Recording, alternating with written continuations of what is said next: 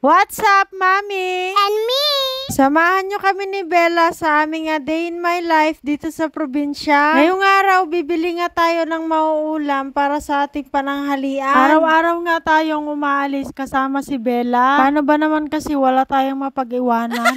Pupunta nga kami ni Bella bibili ng ulam for today's video. Maganda nga sana kung may stock tayong ulam na nakalagay na sa freezer. Kung ako kasi ang tatanungin mga kamamen, may mas gusto ko nga yung sariwa. Kunwari gusto mo mag-ulam ng karne ngayon ka rin bibili para fresh nga yung mabili mo. Aagahan nga natin yung pagpunta sa palengke ng bonggam-bongga para naman fresh pa yung mga mabibili natin. Buti na nga lang at nakabili tayo ng motor para service natin kapag pupunta tayo ng palengke. Kapag minsan hindi ko naman maiwasan ang mag-stock na lang ng ulam sa freezer. Gawa ng minsan masama yung pakiramdam natin. Mamaya malakas yung ulan, hindi tayo makalabas dahil nga motor yung service natin. Dumaan nga muna kami ni Bella dito sa may ukay-ukay, baka may magustuhan kami. Pagkatapos pumunta na kami sa bilihan ng mga isda. Naulan nga na naman nitong mga nagdaang araw. Kaya dadagdagan na nga lang natin yung bibilihin natin para meron tayong stock sa freezer. Para kahit umulan, hindi na nga tayo lalabas at meron na tayong mauulam. Bumili nga ako dito ng tahong at alimasag. Tamang-tama nga ito dahil nagke-crave ako ng mga seafoods. May nabili na nga rin akong hipon para dito. Nag-teleport na kami, nakarating na kami dito sa bahay. Pinasok ko na yung mga pinamili namin. Hinugasan ko na nga mabuti bago ko ilagay sa ref.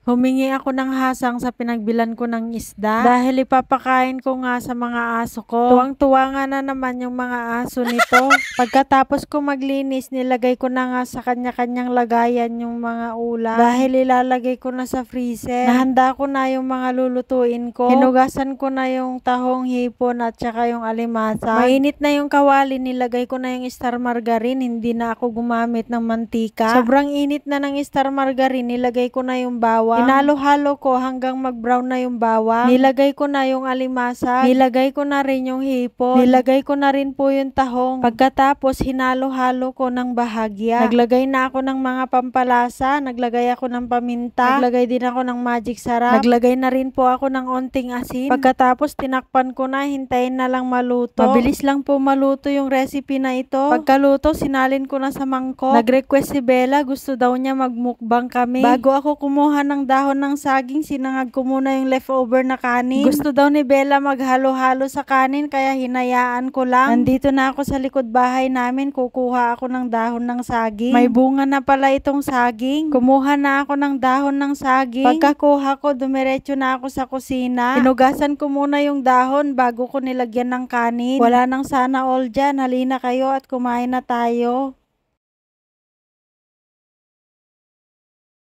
Yung akala ko wala na akong huhugasan dahil sa dahon ng saging kami nagplato.